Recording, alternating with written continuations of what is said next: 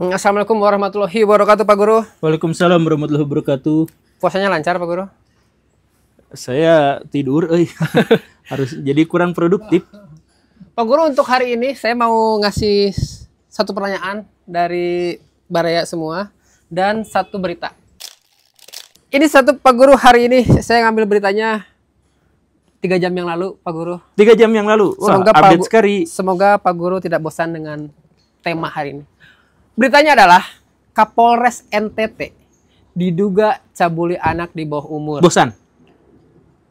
Tadi bilang jangan semoga tidak bosan? Iya. Ini bosan. Ini dulu, tapi beritanya nih. Oh iya. Kapolres NTT diduga cabuli anak di bawah umur.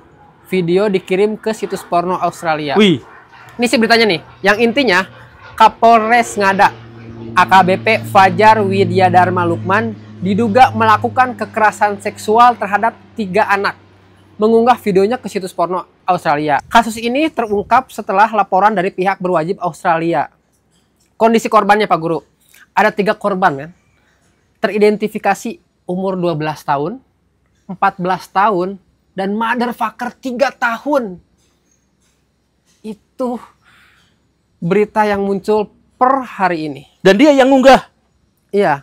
Dan indikasi keterlibatan narkoba. Hasil pemeriksaan menyatakan terduga pelaku positif narkoba.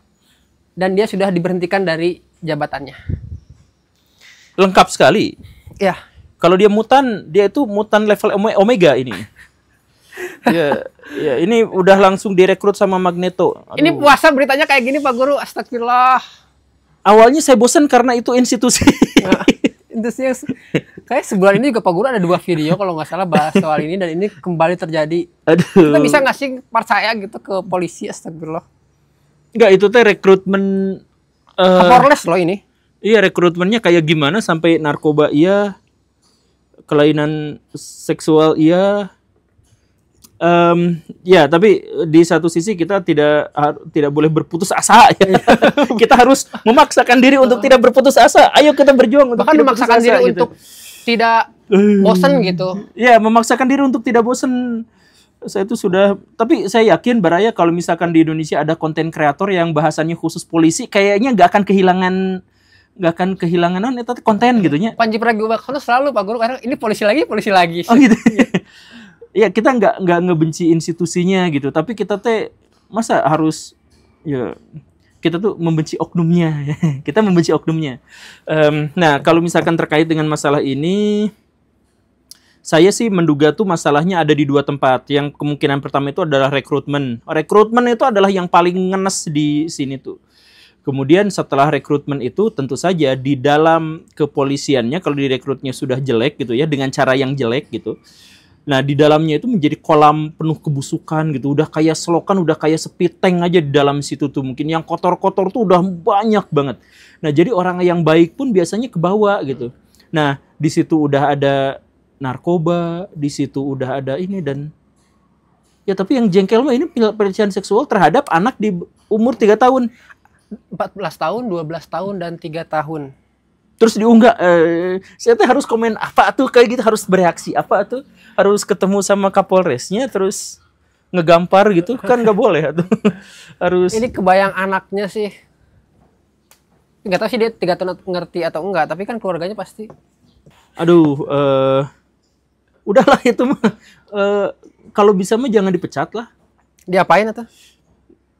Dibubarin. Diganti damkar gitu yang bener-bener. Ya, aduh. Tapi kita coba lihat dalam kacamata yang lebih positif. Apa yang bisa diambil dari positifnya ini, Pak Guru? Bahwa fakta bahwa dia ditangkap berarti ada bersih-bersih luar biasa terhadap kepolisian kita. Walaupun pelaku pembersihannya itu adalah polisi Australia ya? Iya, yang melaporkannya. Yang melaporkannya. Ya, semoga ini adalah berarti negara-negara luar sana itu memiliki niatan positif untuk turut membantu membersihkan institusi kepolisian di Indonesia. Nah, itu positif kan? Positif. Ya, kita harus tetap memaksakan diri untuk menemukan makna-makna positif. Karena kalau tidak kita akan menjadi sangat putus asa terhadap apa yang terjadi di negara kita. Seperti saya pengen menunjukin Pak Guru, ini beritanya ini lagi. Iya, dari situ aja udah bosan tadi saya bilangnya, udah bosan. Pas lihat kasusnya. Tapi pelecehan seksual terhadap anak sering terjadi di lingkungan-lingkungan di seluruh dunia ya nggak sih? Iya, iya memang karena ada relasi kuasa di situ. Jadi relasi kuasa itu maksudnya ada kesenjangan daya tawar gitu. Jadi misalkan si Pak Kapolres ya, Pak Kapolres NTT itu dia kan punya kekuasaan penuh. Udah mah dia teh orang dewasa, udah mah dia teh laki-laki yang terlatih memegang senjata, udah mah dia memiliki kewenangan yang diberikan kepada negara, kemudian berhadapan dengan orang yang sama sekali tidak memiliki power.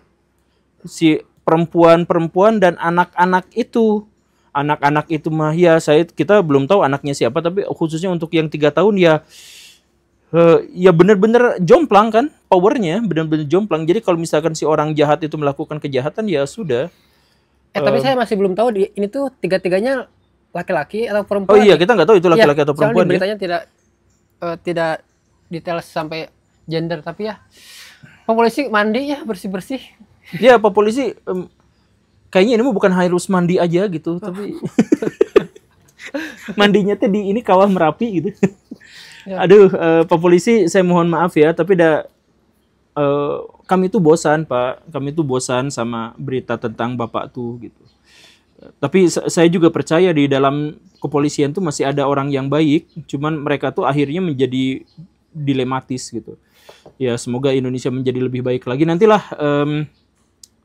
saya jadi Kapolri. Semoga diterima. Ada pendidikannya karena jadi Kapolri apa? Enggak, kalau jadi Kapolri nggak usah jadi sebelumnya jadi polisi tuh nggak usah juga. Tapi kan stereotip di Indonesia tuh gini Pak Guru. Kadang berita yang naik itu adalah berita buruk. Kadang berita yang kayak prestasi itu nggak naik. Nah, kalau terakhir kali Pak Guru dengar berita baik tentang polisi, bahas soal apa? Selain polisi ganteng dan polisi cantik. Enggak, saya juga kemarin nanya itu di Twitter. Iya. Kita terakhir kali bahas sesuatu yang viral dan positif itu apa gitu? Apa coba kira-kira? Timnas mau melaju ke Piala Dunia. Oh iya itu yang terakhir ya. Itu yang selalu membuat saya senang gitu. Iya itu yang terakhir lumayan lah. Iya. Speechless ya Pak Guru? Enggak speechless. Cuman apa ya speechless lah ya. Pak Guru, kenapa kalau kita baru tahu sesuatu, kita merasa seperti sangat tahu sesuatu tersebut? Oh iya. Ada ininya nggak? Itu teorinya disebut Dunning-Kruger. Dunning-Kruger, ya Dunning-Kruger. Jadi itu sebenarnya adalah sebuah fenomena di mana otak kita tuh sebenarnya awalnya kosong. Kemudian mengetahui sesuatu, merasa tercerahkan karena saya sudah tahu itu. Nah, euforia otak kita karena kita sudah merasa mengetahui dan dari sebelumnya 0 gitu, maka itu membuat kita tuh menjadi terlalu percaya diri bahwa kita tuh tahu akan hal itu gitu. Ya karena gini nih, dari 0 menuju tahu itu juga sudah bombastis buat kita tuh ya. Nah, setelah sudah bombastis ditambah lagi dengan saya tuh ternyata berpengetahuan, ya maksudnya gini, setelah saya tahu ini ternyata kan dirinya tuh masih terbiasa untuk berpikir tuh masih 0 gitu ya. Dia tuh belum tahu bahwa pengetahuan itu tuh luas. Itu tuh baru pintu pertama ya, gitu. Dia tuh nggak tahu bahwa pengetahuan tuh luas. Dia tuh hanya membandingkan dengan sesuatu sebelumnya bahwa dirinya tidak tahu gitu. Jadi pas tahu itu menjadi wow gitu. Dan ini memang umum terjadi di manapun. Jadi kalau misalkan Baraya mengalami hal yang seperti ini, ya sebenarnya bagus. Sebenarnya. Jadi maksud bagus itu adalah bahwa Baraya tuh sedang OTW menuju kecerdasan, menuju ilmu pengetahuan yang lebih luas. Sebab biasanya kalau misalkan sudah seperti itu, biasanya ya, kita tuh akan mencari-cari ilmu pengetahuan baru. Karena ngerasa keren kan? Mencari pengetahuan baru lagi. Nah, baru pas sudah semakin pertengahan, semakin akhir, baru Baraya tuh menanyakan pemaknaan. Nanya makna, emang apa faedahnya kalau saya tahu ini? Ternyata pengetahuan saya masih... ternyata disanggah sama itu. Ternyata disanggah sama itu. Beda. Nah, Semakin ke situ baru kita tuh sadar bahwa pengetahuan kita tuh ya gak keren-keren amat gitu, biasa-biasa aja gitu. Makanya semakin banyak tahu tuh pada akhirnya semakin membuat orang tuh rendah hati dan rendah diri kadang-kadang gitu. Saya tuh sampai sejauh ini pengetahuannya ternyata gitu. Oh, tapi itu sama nggak efeknya kalau misalkan kita kayak itu kan dari ilmu pengetahuan, kalau makanan misalkan kita kan nyoba makanan ini, wah enak banget, tapi ketika coba besoknya ya biasa aja, sama nggak kayak gitu? Perbandingannya? Iya, enggak itu beda cerita sih kalau misalkan itu ya. Kalau itu mah masalah biologis gitu. Sama kayak misalkan kalau kita udah kena flu, yang pertama mah menderita gitu, tapi keduanya udah biasa gitu. Atau kita puasa hari pertama guling-guling gitu ya, bobo, tidur, ngerokok ya pokoknya mah gitu, bersantai gitu. Tapi hari-hari berikutnya kita bisa lebih produktif ya, itu mah masalah-masalah biologis sih. Penyesuaian dan adaptasi. Berarti hal yang ini mah umum, Daniel Kruger effect mah semua orang pasti ngalamin. Iya. Bukan semua ngalamin, tapi orang-orang pembelajar itu ngalamin.